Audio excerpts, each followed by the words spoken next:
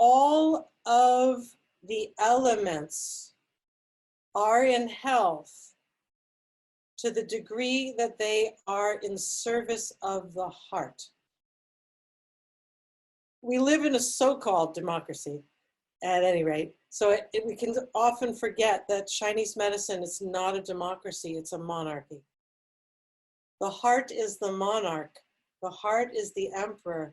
The heart is what everything is in service to, because if anything is in service to my heart, it is also in service to your heart, because there's only one heart. It's the transpersonal space. So we have 5 elements in service to the heart. That's when they are healthy. When they're completely in service to the heart, they disappear into the heart in the same way that you know, when you have a prism, it's like pure light comes in and then it refracts into these different colors. The heart is all of it put together. It's the one. It refracts into the 5 elements, such that what we call the water element is actually the mysterious depths of the heart. And what we call the wood element is actually the beating of the heart, its dynamism and movement into the future. Let yourself feel it. I'm transmitting. Suck it up. Have some. Yeah. Can you feel your wood element as part of your heart? It's what makes it go, ah, yeah, go. A fine thing. And can you feel your water element as the mysterious, unspeakable depths of your heart, which is not only your heart, it is the heart. Yeah. And metal is the spaciousness and architecture of the heart, that it has structure and openness. Can you feel inside of yourself structure and openness, space, that you have inner space, that it has design to it, perhaps even elegance. And the earth is the actual flesh nest of the heart, the hominess of it, the here I am. And fire is the actual radiance of consciousness as it moves through the heart, outward like sunlight through my flesh, where I can reach out and feel for sun as it comes through me and warmth as it comes through you and make actual connection.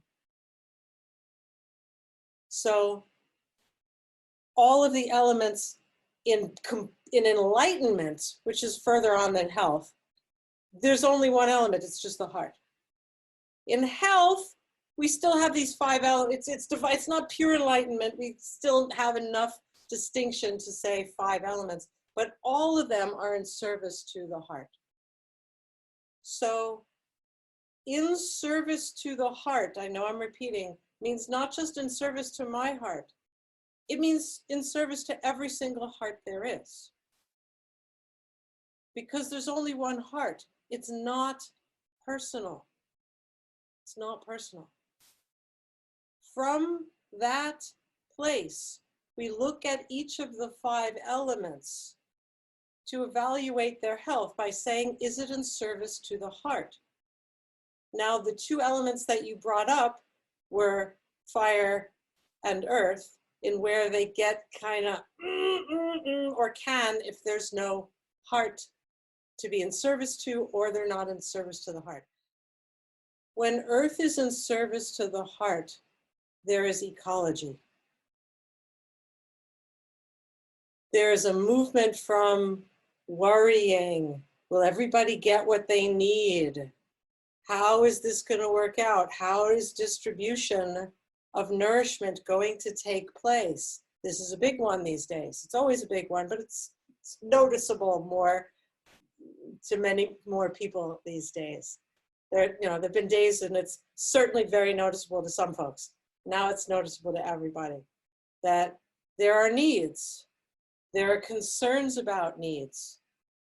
When earth is in loss of heart, a state of being in its own spin, that's called worry.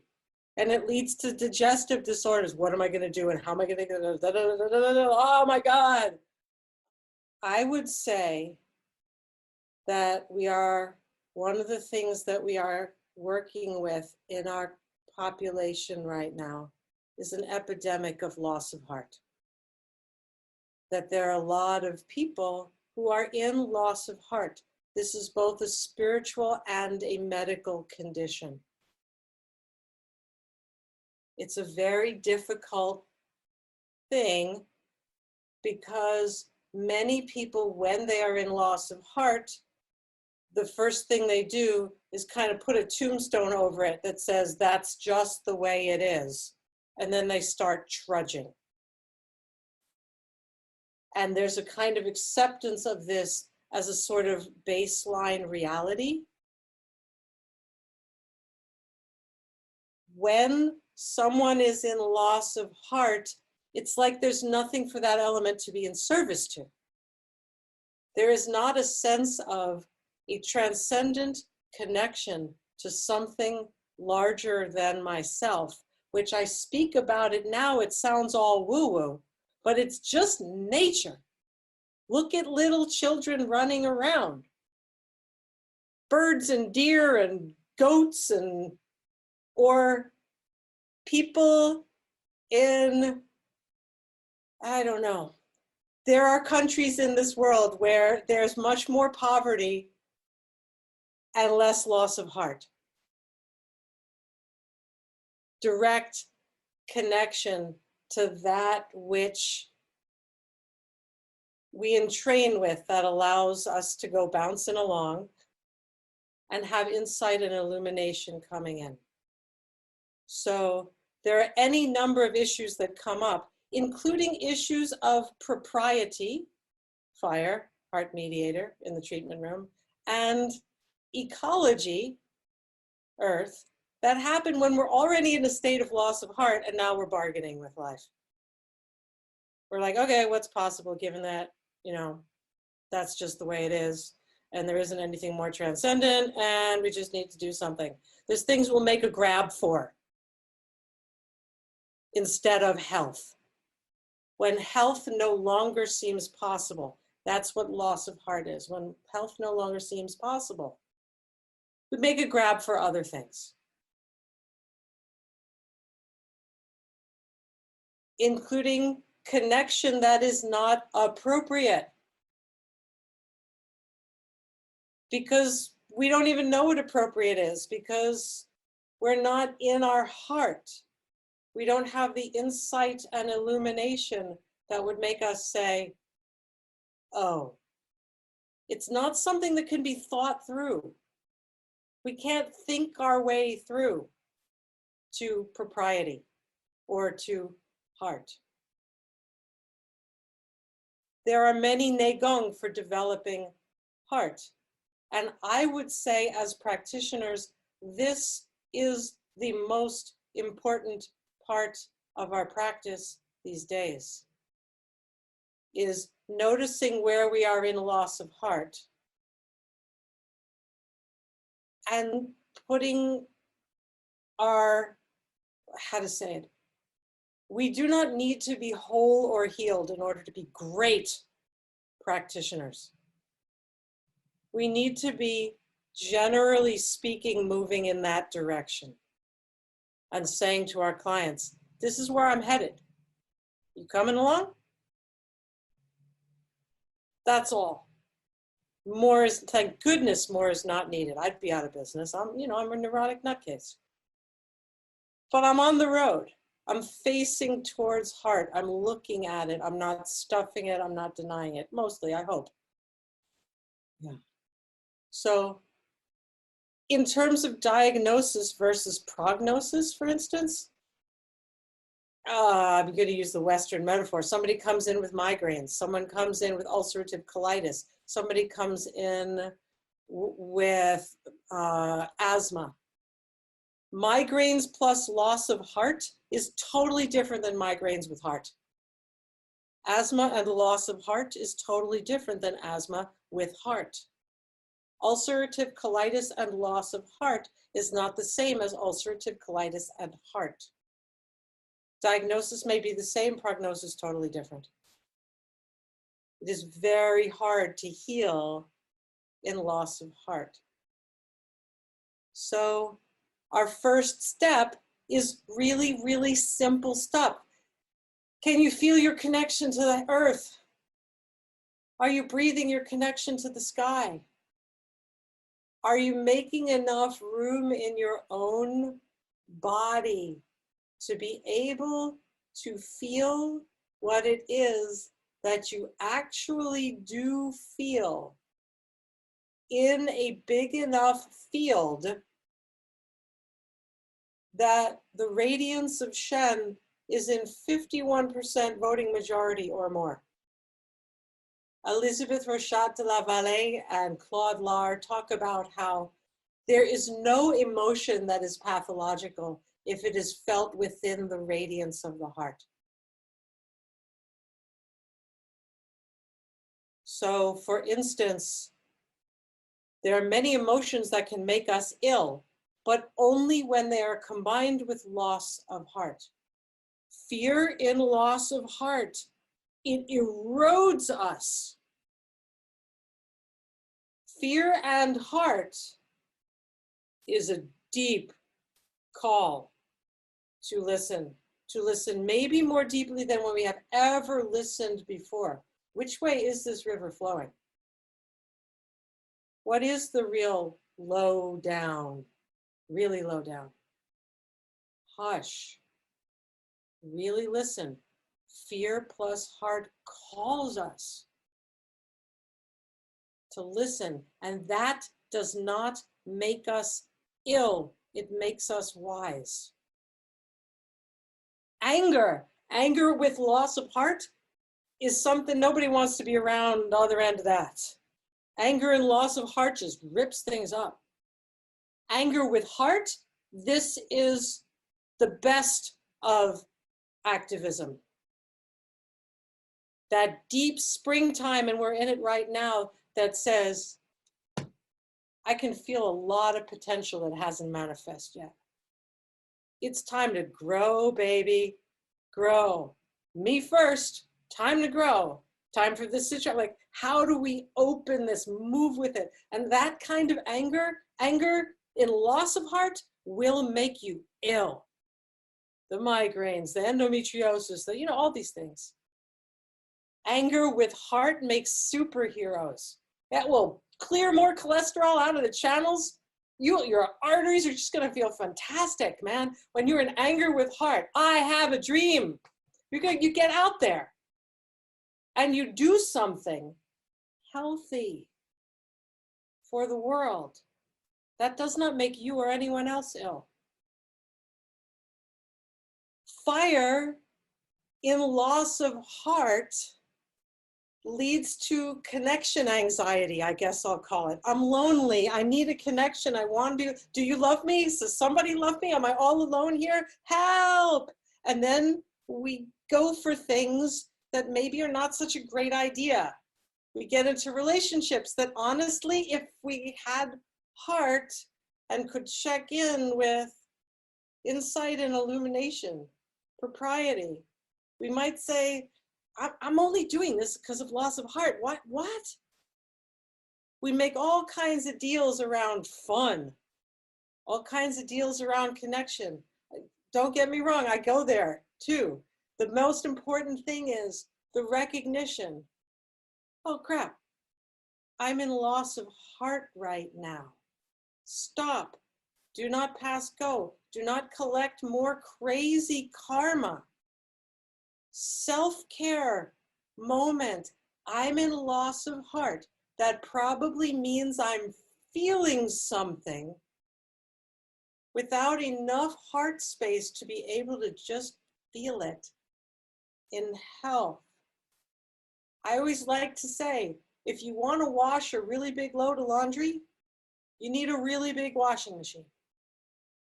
If if you have a small emotion, maybe you only need a heart that's like, size of a quarter. If you've got a big emotion, takes a big washing machine, takes a big open space. We might need to do extra practices for that. We might need to take some extra time. We might want to go to a practitioner or someone else who can help hold heart space for us so that our loneliness can come out and we can feel it. Our fire element can go, ah, I miss my friends, and feel the love that is at the root of that. And to be able to feel that love, even in the presence of its absence, with heart, is a circulatory tonic. We're feeling the love. That is not going to make us ill. It'll help us to become well. It's the same thing with sympathy / needs and neediness.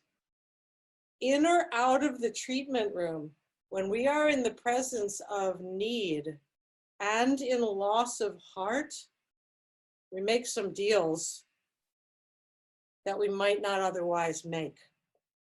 The dream of Earth in health is to be part of a community of caring and sharing, to be part of an ecology.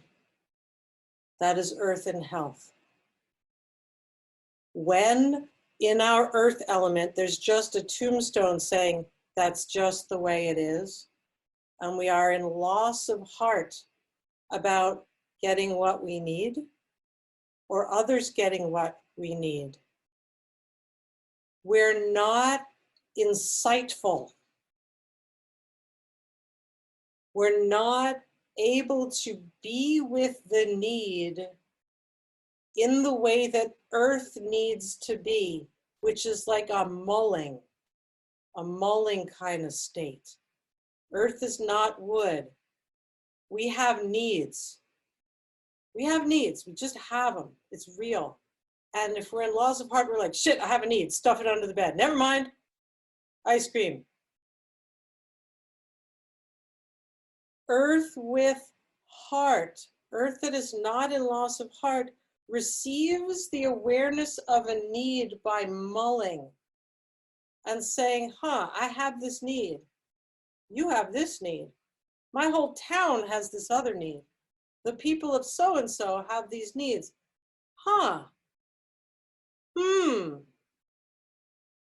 And there's this state that could be called thinking, but it's the most healthy kind. It's like brewing. What shall we do? Ecology is not a snap, quick thing. We need mull time together around the kitchen table to figure out how to meet everybody's needs. What are we going to do? Do you get the feeling of that Earth state? Give me a thumbs up if so, because I don't know if I'm, yeah, it's really specific. It's not, okay, bum, bum, bum. It's like, no. We don't get this ecology thing worked out without sitting around the kitchen table together going, and listening to each other and saying, and what about this? And how about that? It's a very specific process that when our Earth is in loss of heart, we're just like, no, I gotta hoard toilet paper. There's no sense of mulling. I'm just buying that last 5 of those things and I'm taking it home. You get the feeling here? That's not healthy Earth, that's Earth in loss of heart. And so we're talking about these things as they manifest in us as practitioners in the treatment room too.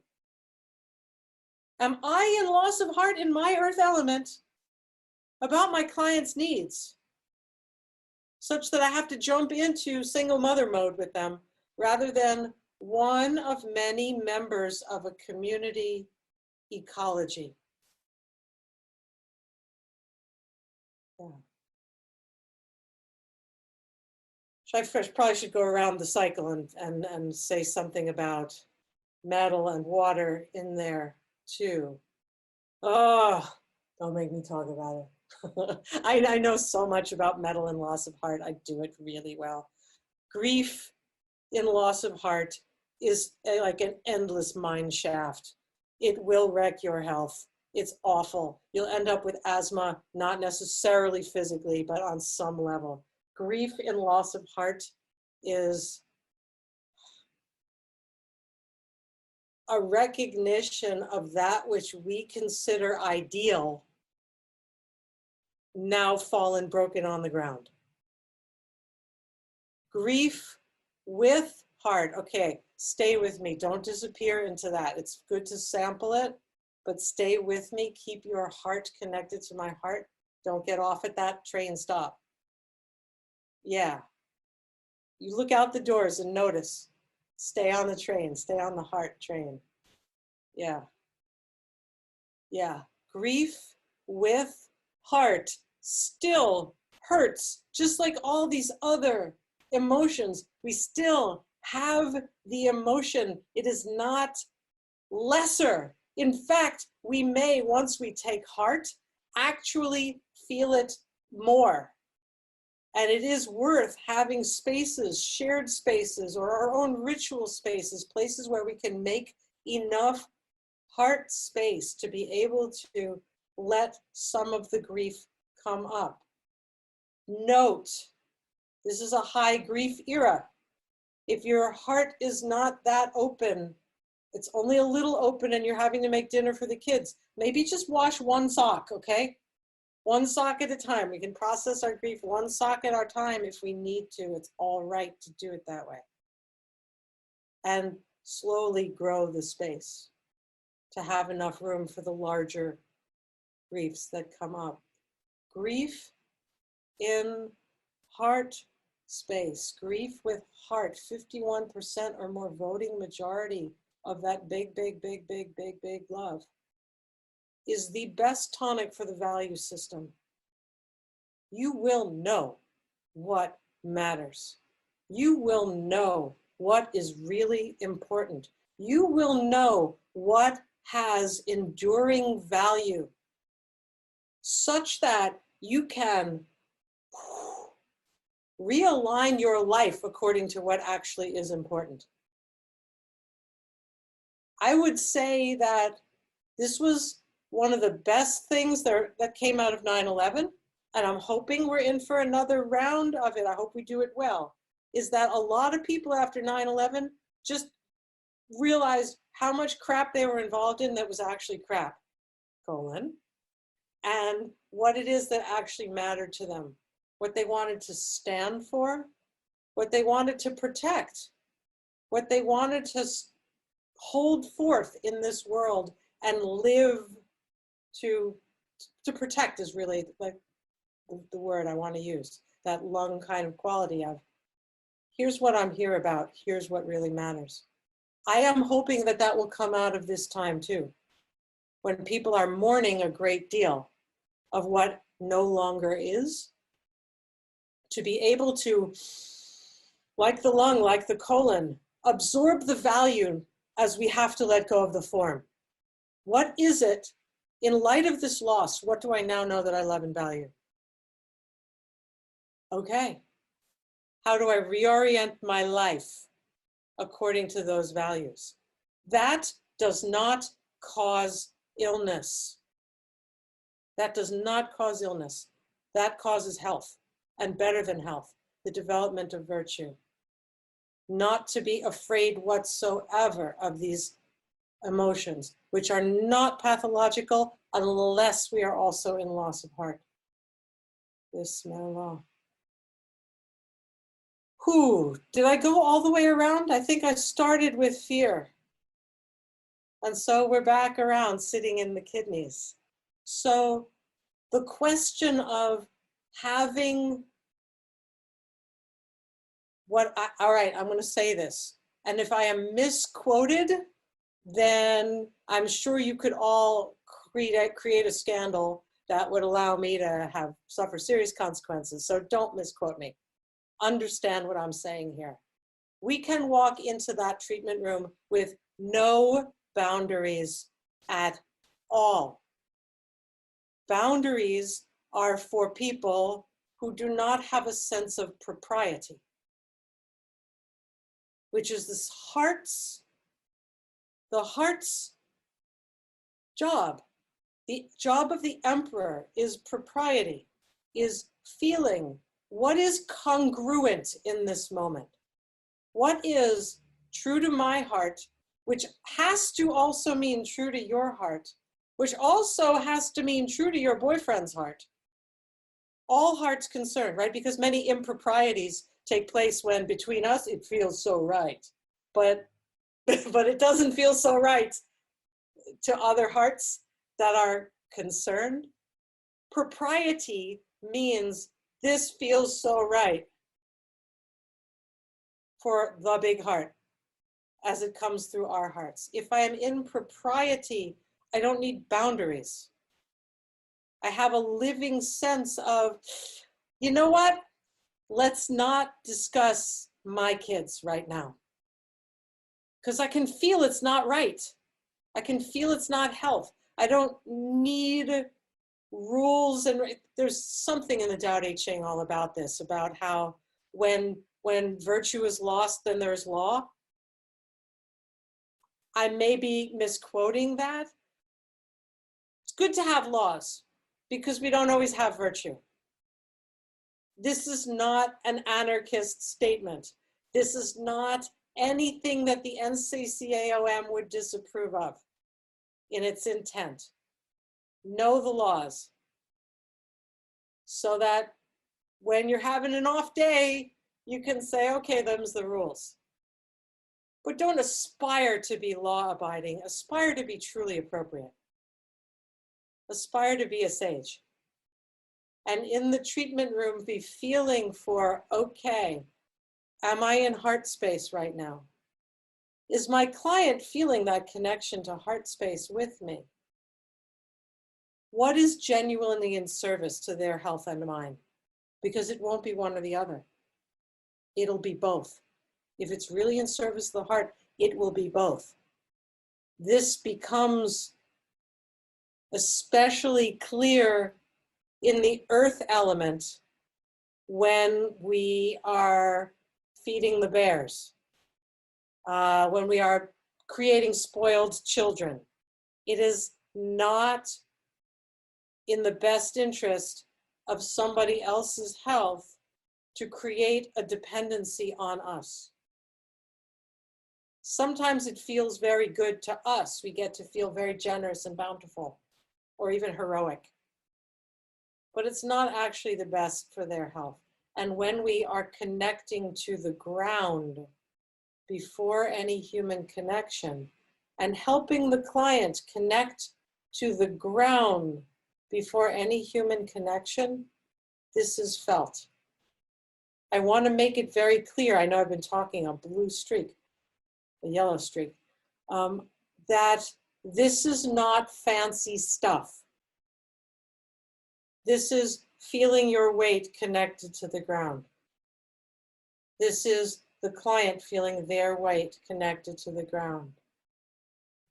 And all huge amounts of psychology just become irrelevant. Maybe I shouldn't say irrelevant. Some of my best friends are psychologists, but it's not Chinese medicine. And that is much more simple. It's embodied, and it's how do I be in at least half-assed 3% on the road to health so I can offer that invitation.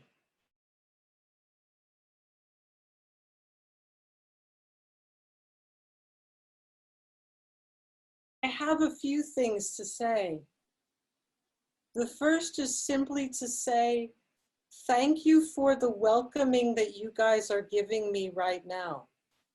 It's no small thing, and it has grown just in the space of a couple of hours.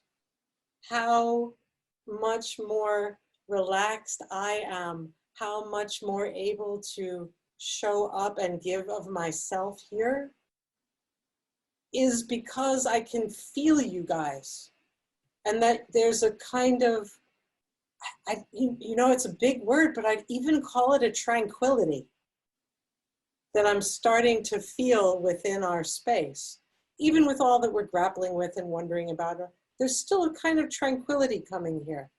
And you guys are doing it. That's a big deal. As far as I'm concerned, you're all a pass. You have it. You are demonstrating proficiency right now. You are all seeming grounded. You are all seeming in heart space. You are all seeming welcoming in that kind of musing, like that earth ecology space that we do, like that wonderful, where you don't have to have anything figured out yet. You guys are actually good at that. That floating, like, I don't have this figured out. Okay, it's still cooking. That's good. That's really good. So I would say the development that comes from this point on is great. It's wonderful. The development that's already here is lovely. And you can put your beginner confidence, rest your beginner confidence right in what you've already got. So that's the first thing, and it may well be the most important thing. I mean, I don't know you, but you've made me feel at home. It's sweet. And you're holding each other in the group. It's really nice. The second thing I want to say is, it's amazing how much of a flying jackass of love you can be as we move into just like, I gotta say, in heart space, meaning well goes a long way. Meaning well and being with the client who can feel that you mean well is gigantic, and often gives people in their first 5 years of practice, and you're in that, a huge advantage over practitioners who have more confidence. There's that ground floor feeling that you cannot make of sheer heartful earnest. Do not underestimate how incredibly healing it is to be in the presence of someone who, with unjaded earnest, wants to help you. That alone overturns so many patterns, so many masks, so like, it just falls to the floor in the presence of that kind of sincerity, which you very clearly have. Thirdly, I would say, yes, practice does further, but especially practice that you are enjoying. No kidding, me first school of global healing. If you're grounding, I need to ground, I'm grounding. Or it's like, okay, I need to ground. It's like, if they're like, heart, open my heart. Oh! Let your practices be enjoyable to you. And if they're not enjoyable to you, find other practices. Because the practices that you actually feel immediately better. Like, I'm all about immediate gratification when it comes to practices, personal practices. Go for the ones that you feel like, oh my God, I'm so glad I did this. Not 5 years from now, but right now. I did this thing with my heart before going to sleep. I let my heart open. I basked in some of that radiance. Even a 3% increase, it's really great. Now I'm going to sleep with a bigger heart. Or grounding, feeling the earth and actually letting yourself feel supported by it. Swap practices with each other, exploring what's gonna feel good. And do what feels good while you're waiting for the water to boil on your stove. While you're, like, get into, do it. I've seen a bunch of cats and dogs going by, like, do it while cleaning the cat litter. Can you do it with an open heart? Are you grounded? Play with it. play with it in ways that will be fun and self-nourishing all of the time so that you won't dread it. And it can start sinking in now. Because I mean, I've noticed, I have needs, I have emotions, I have all kinds of stuff that I can then start grounding and opening my heart to be able to hold. Does that seem like a reasonable reply? The heart-based stuff, I think, is the most important these days. Without being surprised, how to say, if as you start to make more heart space, you start to have more emotion, that doesn't mean you're doing it wrong. It's actually a really wonderful thing. It means that you have a lot of healthy emotions that are just waiting, going, oh, me to heal. Pick me now. I'm ready. I'm here. It's so good. The next stage is emotion that's so buried that you have to actually go prying it out in order to heal it. But all the emotions that are just like, oh, the minute you have some heart space, you say, thank you so much for being ready to heal right now. You're so cool, you're the best. And my washing machine is about as big as one sock right now. So don't go rebury yourself. Hang, and let me take this one sock at a time. Really, really be good to yourselves on this. That's my promo on it.